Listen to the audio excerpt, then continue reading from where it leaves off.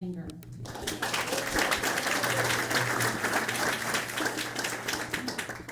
I always love asking this question because Stewart just met the orchestra last night for the first time, and of course Marcelo and Stewart played together in Pittsburgh. They performed the same piece. It was a world premiere back in February. How was the rehearsal last night, and how is it meeting the orchestra? Well, I do want to get this off my chest. Last night was amazing. And it's interesting, I mean, of course it's a great orchestra, but something you might not be aware of is that it really stands out. You know, a living composer, something we have to put up with, is that we play our piece, which is new. The orchestra's never seen it before, whether it's the Chicago Symphony or Pittsburgh, they work their way through it. And then the other piece, the Brahms or the Mendelssohn, they grew up with that. They listened to a million CDs of it. They studied it in school and stuff. So after my torture, the living composer listens to their music, you know, like this, then on comes Vivaldi, sounding beautiful.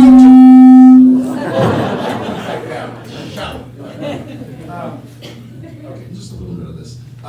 So last night was different from all that. These guys, the New West Symphony, opened up this score, which they'd never seen before. They did not study it in university or in conservatories. They have not heard a CD of it, and played it amazingly.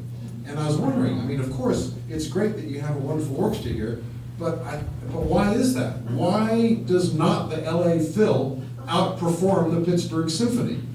I think that's because we live close to Los Angeles, and you have in this city the highest paid musicians. Anybody who's good at something, in music, comes here, and all the session players who play all the movies and everything. So uniquely, you have a secret weapon. I mean, I'm sure you support the orchestra because you love Schumann, but actually you do have a resource here that is quite unique that they don't have in Chicago, which is these guys, forgive me, who can read bat poop on the page. You shake a pen at a piece of music paper, and they'll read that.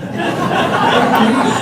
And so I'm just saying, I mean, I don't know if it's relevant, you probably support the orchestra for your Mozart, but you got something here, like a secret weapon. You guys could be the go-to orchestra for the living composers. Stuart, thank you. That's a great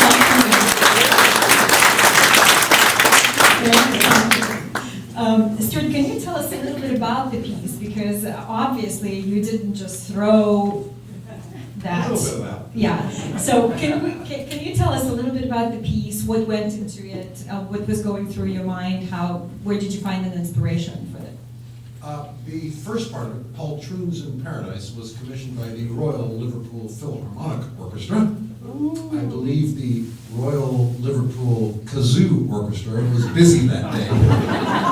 The Royal Liverpool Philharmonic Orchestra, it's hard to even remember their name. Anyhow, they commissioned Poltroons in Paradise for their percussionists. Not me, I got to sit in the audience and watch while their three percussionists got a star turn. And they hired me to write this piece, Poltroons in Paradise. And it went pretty well. And I had another piece called Monster Just Needed Love, brackets, but ain't the children anyway. I'm sure we have one or two grandparents in here who might understand that sentiment. And that was from a tune that I got from an old friend. But the Pittsburgh Symphony commissioned, they wanted a big piece, and this time, Copeland, we want you on stage. So I took these other two pieces that I had written and added a third movement called Over the Wall, brackets, or Up Against It. And the piece is about a dictator. And in this piece I play all the way through it. Now I figured out what I can do with all this music. And it helps a composer to have a subject. And you don't need to worry too much about the subject or following the plot like in an opera. You don't need a translation from Italian or anything. It's just a simple story. The rise and perhaps fall of a dictator. The first part is fun. You go in there, you knock out the presidente, you take over, you're in the palace, and man, look at these chandeliers, nice wine. And it starts to go to your head, and that's the fun part of any revolution. The next part, the second movement, is a little bit more contemplative. And the dictator is at his desk wondering, how do you run this country? You know, is anyone not in jail or that I've executed that knows how to run the plumbing? You know, and so that's the problematic era of the dictator's cycle. And the last movement is where it all comes home to roost, and you're just going to have to come and watch the piece to find out how it all ends up. But the title's a clue: over the wall or up against it. Well, it's an interesting actually subject because it's very political, and especially during this time. But also, I think that it's a good concept. And I know you took away percussion concerto. You said it's a Tyrant'S Crash. That's the name of the piece. It's no longer a percussion concerto. Yeah, it began as Copeland's 5th concerto for percussion and whatever. Never mind all that. Because I can't actually figure out, does Salchika count as a concerto? Which the Seattle Symphony Commission, that was only 7 minutes long. Is that a concerto? I'm not sure how you count. Is it my 5th or my 4th or what? I'm not sure. Let's just call it Tyrant'S Crush. So is it different writing for a symphony orchestra versus writing for commercial usage of the music? How is it different? Well, the big difference is who gets to be boss.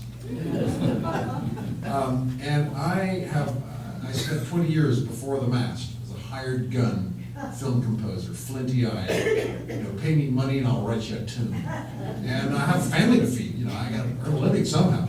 And actually got to work with great directors and learn chops. Before that, I was an artist. I played in a rock band called The Police, and it did kind of well. But the film composing career was the useful part, where I got to learn how you use an orchestra, what the strings are for. And that came about one day when Francis Coppola turns around to me, and I'd done this really arty score I'd played all the instruments myself, and it was really out there. And he says, "I need some strings." And he was this close to hiring some other hack. I wasn't a hack yet at that point. That was my first score. And so like, write some strings on my music. I got this, Francis. I got this. So we go off. I go and I call a contractor. I need strings, and he says, "How many strings?" I don't know, strings. How many strings is strings? And so the strings came down, and just you put the music in front of them, and they play it. Whereas a guitarist, I got to book the afternoon. He brings 5 different guitars, 2 different amplifiers, all kinds of pedals, and we try stuff all afternoon. With the strings and with an orchestra, you do your homework, you put it on the page, count them in, and you're done. 15 minutes of music takes 15 minutes to record. Wow, that's cool. So during this 20 years of film composing, I had to write a lot of orchestral music, and then I retired from that. I scored a film in about getting close to 10 years now, putting that hard-won skill set to use for your fine arts orchestra and a real music which is not at the whim of a director. And when you score film, you have to write very specific music. Your average artist follows their instinct. The professional goes where he's told, which means you have to figure out, if you want happy, sad, I got to figure out happy, sad. And there's a difference between happy, sad, and sad, happy, by the way.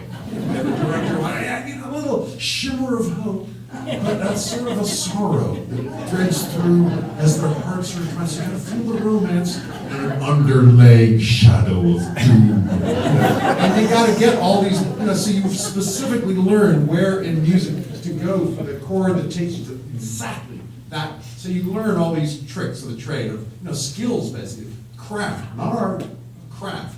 So now I can say goodbye to Hollywood and write actual music. I got all these skills to play with.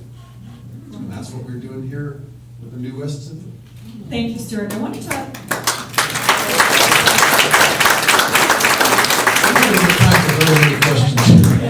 I want to talk to Marcelo. Marcelo, how did this project come about? That was when I got invited to conduct the Pittsburgh Symphony. I remember meeting the artistic director, and he asked me, "So, what do you want to conduct with the orchestra?" And I remember, going over a list of pieces that I thought could be interesting. Finally, he said, "It'd be good for you to conduct something that the orchestra don't play as often as the Beethoven Fifth or the Tchaikovsky Fourth or something like that." And I remember I suggested Shostakovich's First Symphony, which is a piece that I think it's incredible. I know really well, and I know could be a good fit for the program, meeting the orchestra the first time and being a successful week. So he said, oh, wonderful, now let's think about, the first half of the program. And then again, we're thinking about, many concertos, piano, violin, harp, and all that. And then he actually suggested, he said, we have this wonderful project. We commissioned a piece for Stewart Copeland. And I think that will go really well with the Shostakovich because, we're sure that we're going to attract a great audience and, new audience, and that could be a good fit to the Shostakovich, which is a more not so well-known piece of music. So I said, great. And I remember when I was meeting with him, my head was already thinking U.S. Symphony. That would be perfect. So I said, yeah, let's do it, because I wanted to do here. And that was my first thought when he offered that project. And of course, I always wanted to meet Stewart, and I thought that could be a great and fun project to be part of. So I was very happy to do that. We had a very fun and successful premiere in Pittsburgh, and but I already knew that I wanted to bring him here to the West Symphony, and as you can see, sure will be great fun and really, really successful. And we had a rehearsal yesterday, and the whole orchestra just loved him, and everything just just clicked, and it was a great chemistry on stage. So I'm sure it's going to be a really, really entertaining and fun concert. Wow, we're so fortunate to have both Stewart and Marcelo here, aren't we?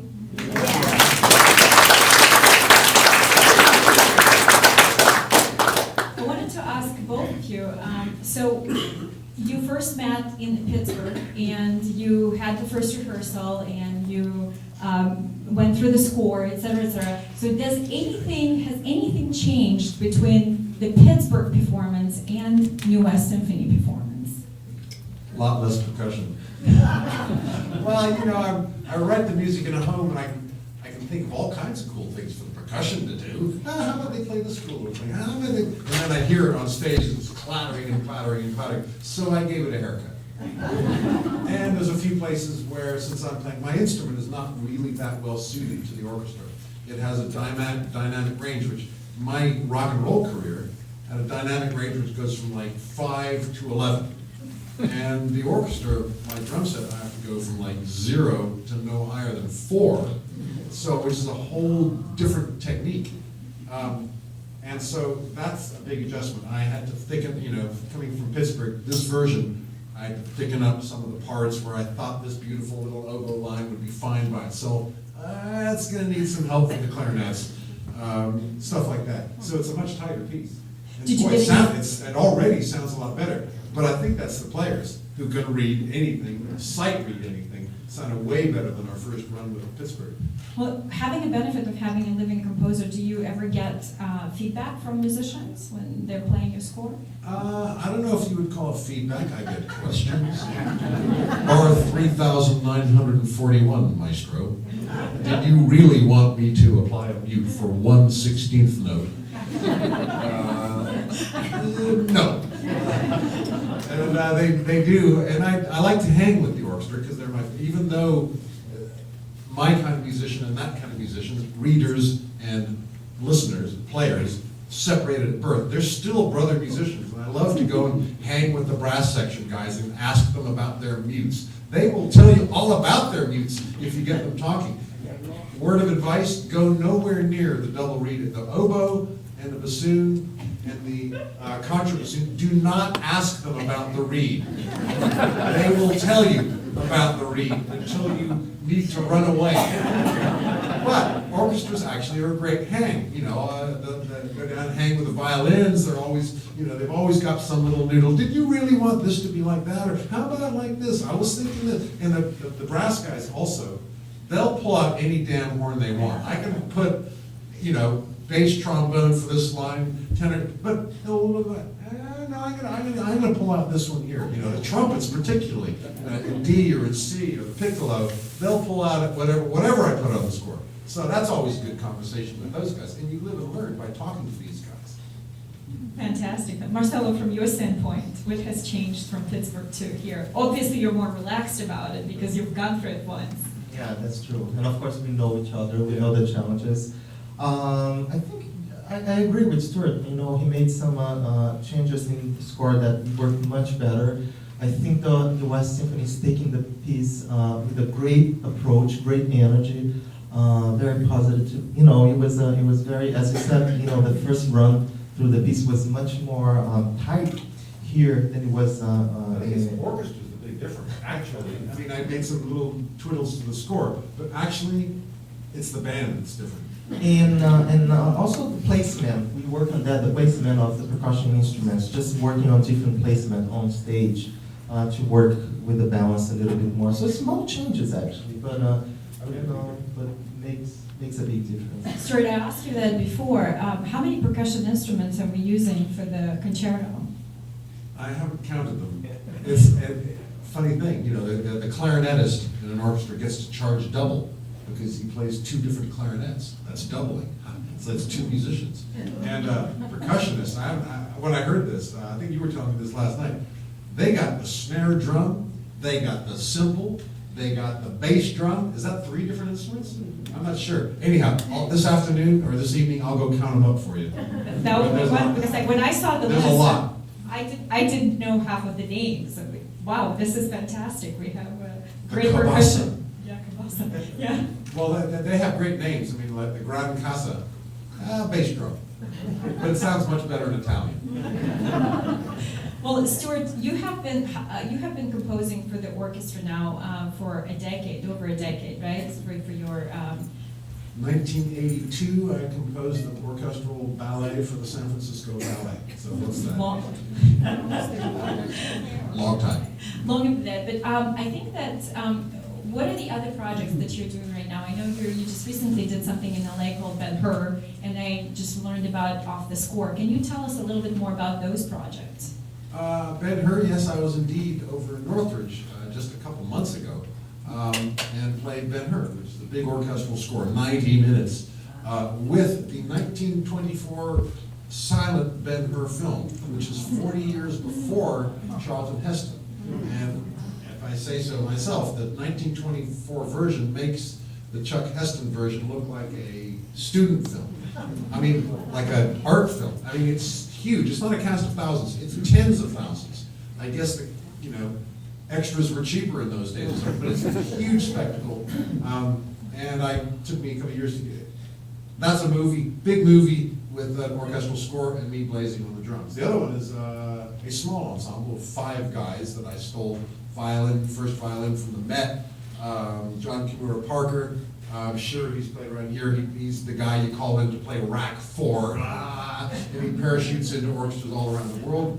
And 2 other musicians. And we have an ensemble. We play Stravinsky, we carve it all up and play it wrong.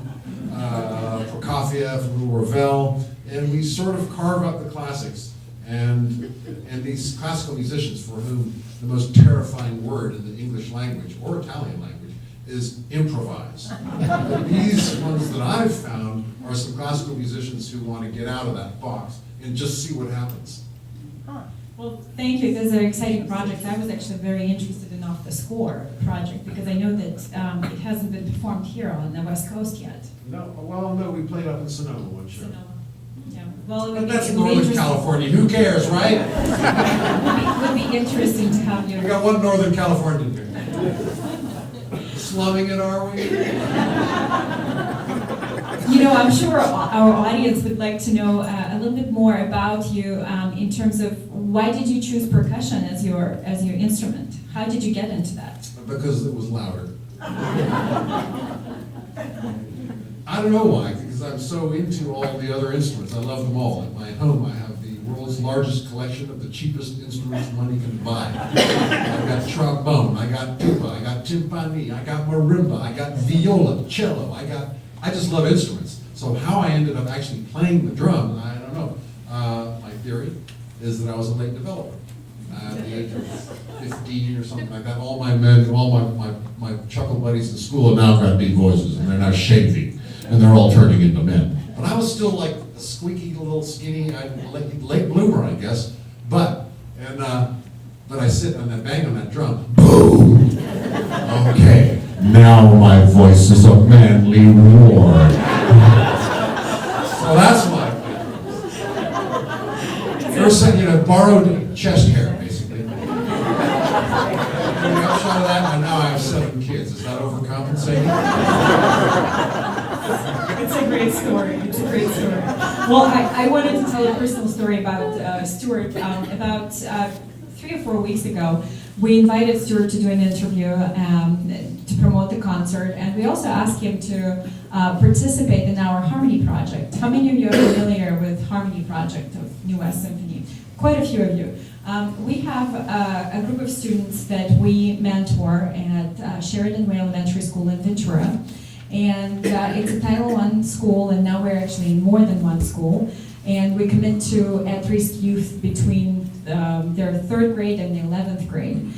So these kids were probably in their 4th and 5th graders. And when Marcelo said, let's do a percussion concerto, let's invite Stewart Copeland, we went back to our teachers and said, wouldn't it be cool to actually start a percussion class?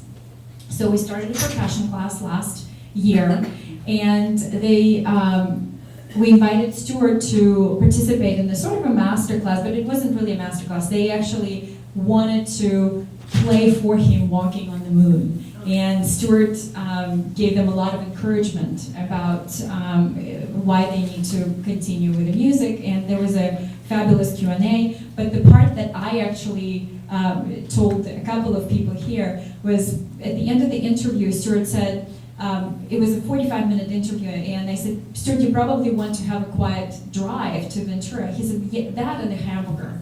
And so I called Paul Finkel, who happens to be a sponsor of the concert, and Paul was on his way to Ventura. He said, sure, I'll get a hamburger for Stewart, and he gets a hamburger, and we're in the Title I elementary school, and I see Stewart, who is tall, and we're elementary school, and we're in a little class, and Stewart plops on the chair for a 3rd grader and has a hamburger, and then he goes and talks to the students and tells them inspiring stories, and at the end the students are asking questions. So one of the questions that was asked was, well, Stewart, Mr. Copeland, you're so famous, you must have met the president.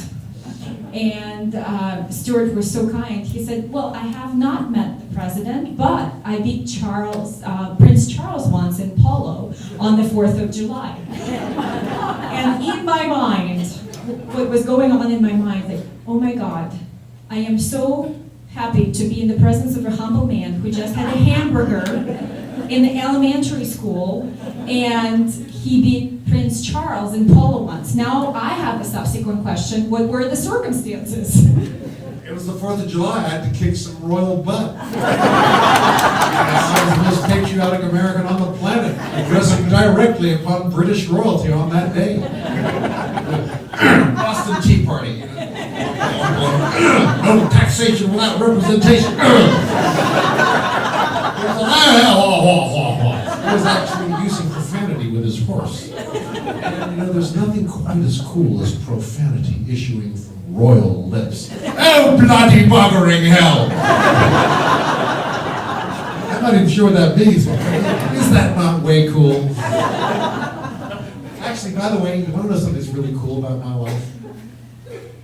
A word comes out of my mouth: hamburger. Quick, telex! A hamburger must be found!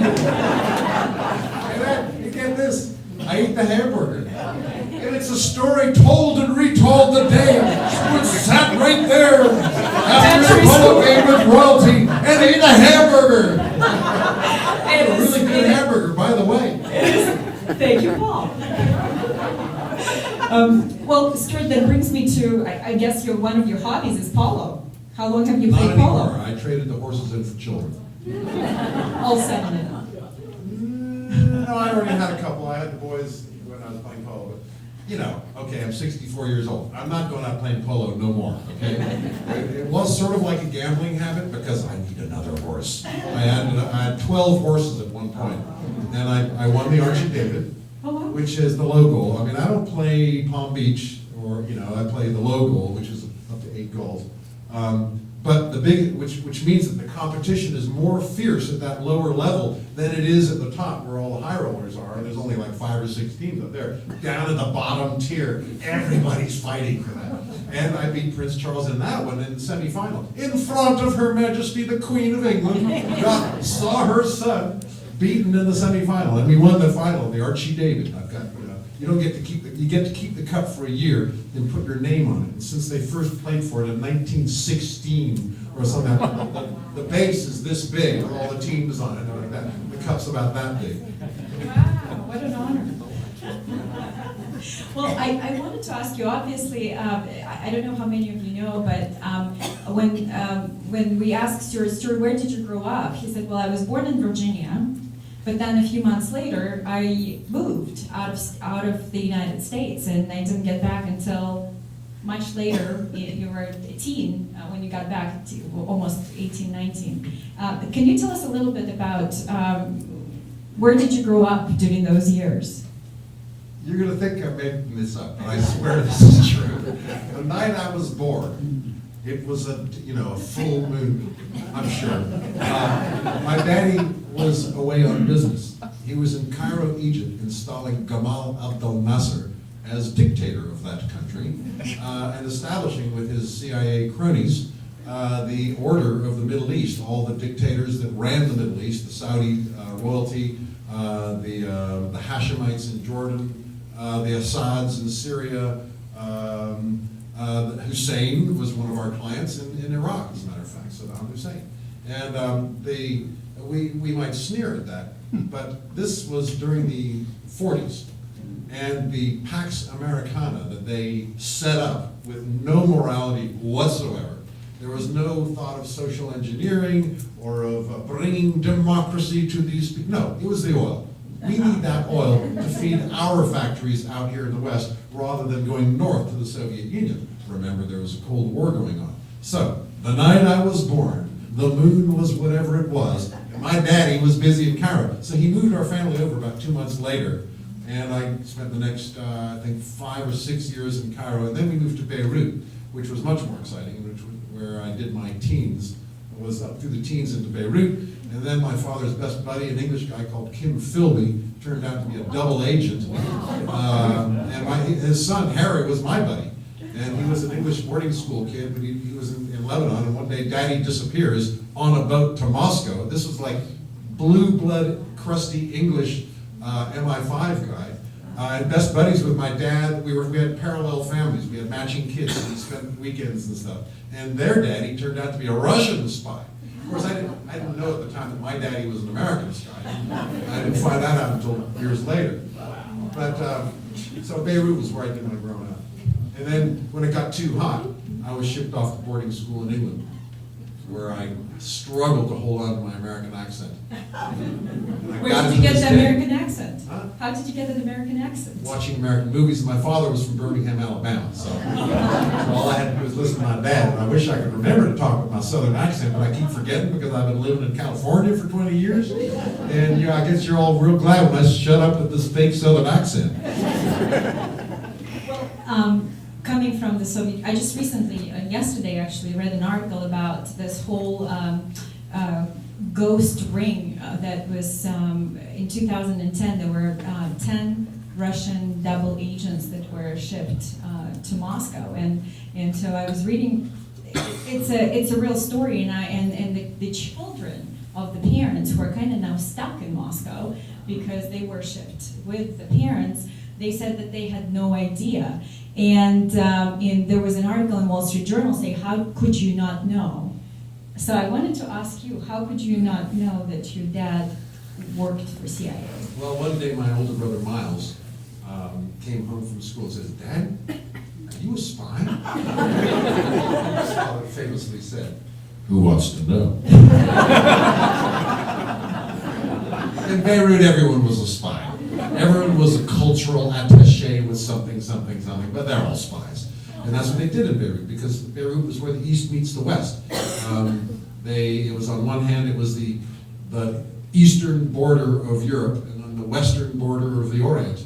And so Beirut, all the currents went through Beirut.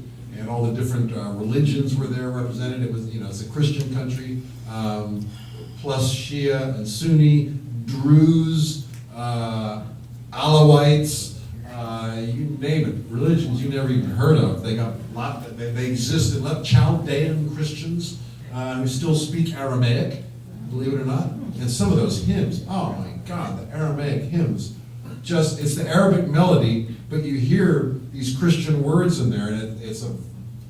I'm gonna have to write. I'm gonna have to. You have to write. You have to write. You're probably the most politically informed guest artist that I have ever met. We exchanged emails about Romanian regime, Ceausescu, because I was born in Moldova and there was a dictator in Romania, and actually they showed on TV the execution of the Romanian dictator And his wife. And his Both wife. of them. They pulled him over to the side of the road, had a kangaroo court up against the wall. He didn't make it over the wall. So anyway, it's so exciting talking to you about this, and I read in an interview that you gave recently that the music that you write is like a Persian rug, and I really enjoyed that simile that you used. So it's exciting. So how do you approach writing a music for just when you say, okay, I want to do a Pittsburgh premiere, et cetera, how do you approach it? Well, the first thing is to make it easy. Writing absolute music, concerto in C. I don't know. Where do you start? C, I guess. It's right in the middle of the piano. Start with C. Okay. Good. I don't know. Think of a story, and the music just arrives, and that's a gift for which I'm very humble and very grateful. And I don't know why I got it, but it is a gift. A river of music just flows through my head. All I got to do is write it down, record it, play it, or something, and it comes from a story. It comes from an emotion. It comes from and that's why this piece, Tyrant'S Crush, has kind of enough of a story to get those juices flowing. Yeah. Well, we have a few minutes left, so I wanted to. I know how you're probably dying to ask a few questions. So I'm going to open the floor for a few questions, and then Marcelo and I will talk a little bit about the end of the program, and we'll say goodbye to Stewart in a few minutes. So, any questions? I know we have a gift. And be aware that you're going to get a 25-minute answer. I'll try to keep it brief. Yes. Right here in the front. Right. Oh. So when you were living in Peru, did you perfect any languages for your repertoire? I beg your pardon? Did you learn any languages while you were in Peru? أنا تحكي عربي شوي. I know enough Arabic to start a rock fight on the streets of Beirut. And I'm sure you can imagine it doesn't take much. Joe? If Mr. Trump were elected president, would you be disappointed if your music, The Wall, was not chosen for the inaugural? I think that would be an obvious choice, and for him to not grasp that obvious choice would be a snub. I don't think you can just walk past something like that. In fact, maybe I should call him and tell him. It's a great piece, Donald. You mentioned that you have 8 children. Do any of them follow your talent, or are they interested in the music as you did? They're actually no. I have 7 of my own children. You throw in the spouses and the grandchildren. Let's see, that's 8, 9, 10, 11. So 11 is my score. 11 chevrons, patriarchy. Out of the 7, the grandchildren are too young. One of them has all the gifts, because it's not just one gift, it's several gifts. One is to be autistic. To practice that amount every day requires a certain autism. When I first heard the word Asperger's syndrome, I thought, guitarists! And so, the manual dexterity could be unrelated to an appreciation for music. My 2 brothers can't play a note of anything, but they have incredible ears for spotting a hit. And they're both, created empires in the music industry. There's like a handful of different talents that add up. One of my sons has them all in spades. A couple of the others have a couple of the gifts, but it doesn't add up to a career in music. But, you know, one of the girls has the diligence. My youngest daughter will sit down at the piano and practice, you know, because she wants to she wants to master something. Not because her heart necessarily is lit up with music. She wants to be good at something. And she has that application. So, 1 out of 7.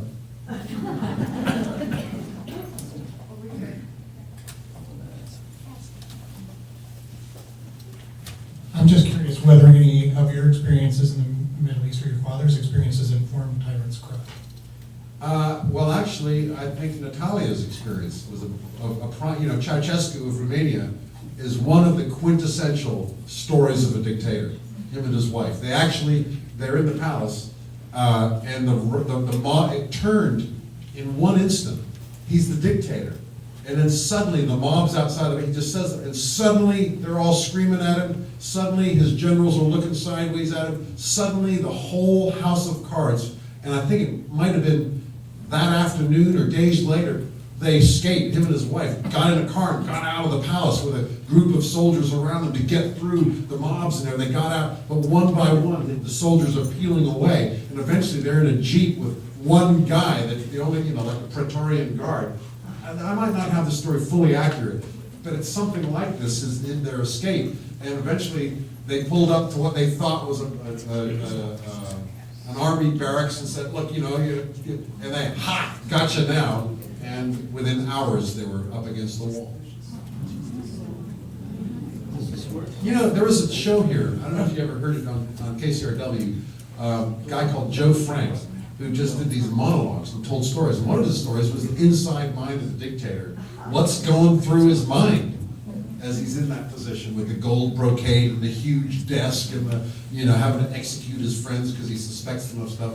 That's a fascinating state of mind. We have one more question over here. Stewart, Yes. my name is Joe Picaro, Aha. and back, I think it was in the 70s, I worked on a movie called The Wall. Yes. And I played percussion on that movie. Your And name resounds, in the world of percussion. because I didn't remember who the composer was, because I was a session player. You do so many, you never told who, except for some of the movies they tell you who the composer is. But I just got a phone call from the service to go to United Western on Sunset Boulevard to do a session. And I had to bring all my percussion, Was that Capitol? or maybe it was Sounds like Capitol. I brought my, timpanis, all the percussion. And, it was so long ago, I can't remember, it was you, but you had me put my snare drum on the timpani to play some snare drum rolls. You To gotta get a change different that. effect. But I just wanted to make sure, that, wow, what a small world. I'm sitting here and I'm saying, wait a minute, I worked on the wall. I learned something about this is a different wall. Timpani, last night's rehearsal, I got the timpanist right here to next to me, and I'm hearing him banging away all the stuff that I put on the page there, and he's playing it all, and I discovered all kinds of things about the timpani just from having the guy there, things that I'm going to cut out of the next score, things that I throw into the next score.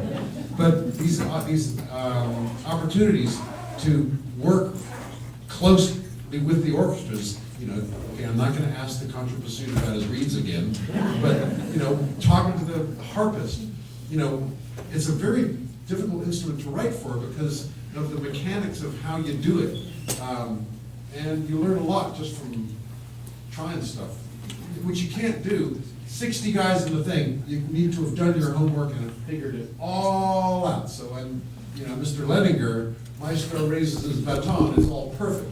On the other hand, during the break, sidle up next to that timpanist or that harpist and say, what happens if you try this? Thank you, Stewart. We have one last comment, and actually it comes with a gift. Stewart, I had the honor to work with Marcel when he first came here to begin the New West Symphony, doing an original multimedia photo symphony. And it was all based upon this book, and Marcel was our conductor, and everything that you said about the musicians being able to read virtually anything that fell on the page or the floor was incredible. It was an amazing experience, and we'd like to, on behalf of the New West Symphony and everybody involved, share this book that I've spent 30 years photographing of the 50 states.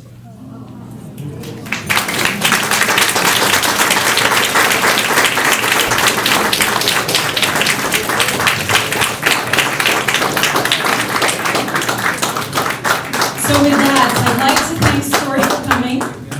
Thank you, Stewart, and Marcelo and I will stay a little bit longer to talk about the rest of the program, and Stewart will be going to Santa Monica. Stewart, thank you so much. So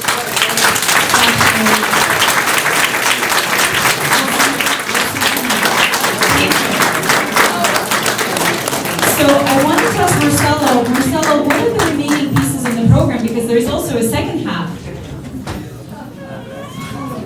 It's hard after this.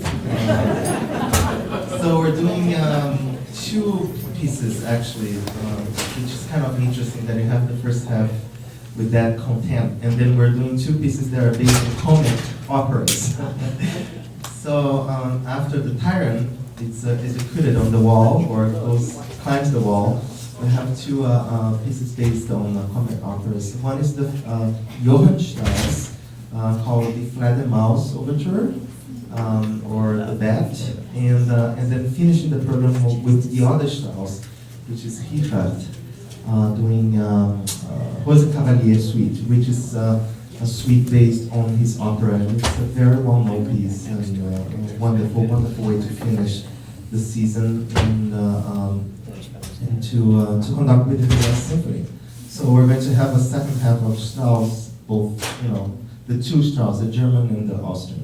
Shall I tell them that if they clap long enough, they'll hear an encore? So that's just That's hint, why you hint, have to clap hint, enough. hint, hint.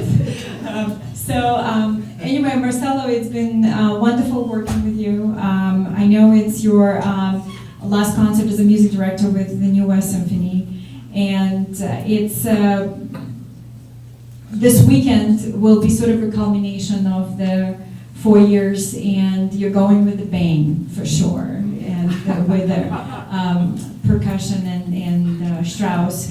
So I also wanted, on behalf of all of our staff and the board, to thank you for all the community outreach that you have done for New West Symphony.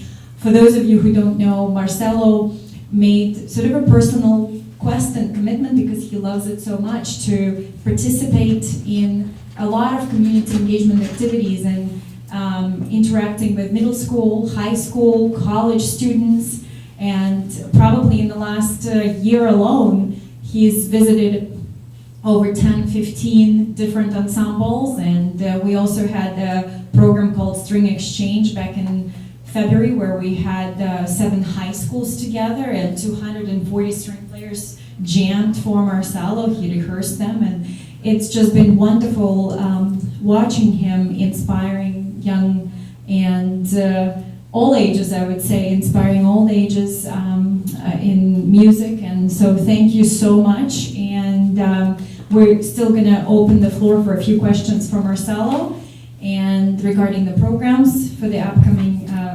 weekend. And if you haven't bought a ticket, we still have tickets available. Not a lot of them in Thousand Oaks, but still some available in Oxnard and tomorrow in Santa Monica. So Marcelo, thank you. Thank you.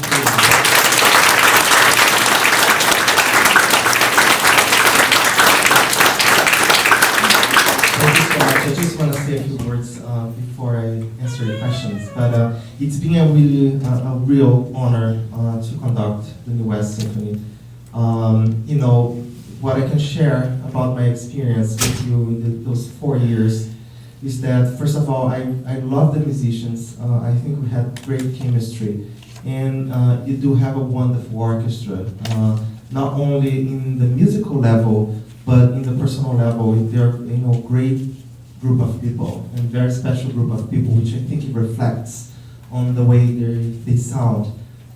They're very really wonderful people. So I had incredible moments with them on stage, and I can share with you. I've been conducting many orchestras around, and you do have a really high level class orchestra in your community. And I get to know some of you in a personal level. I enjoy that immensely. I met very special people here.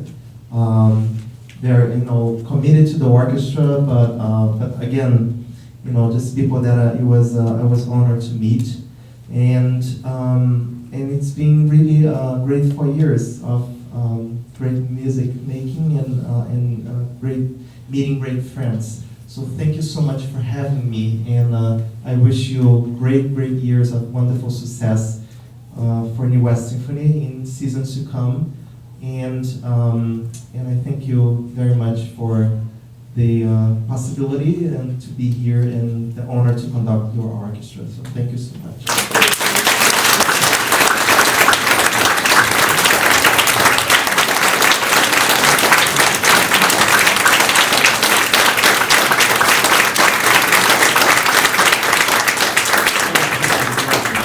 I think considering the sentiment, we're getting close. So thank you, Marcelo, and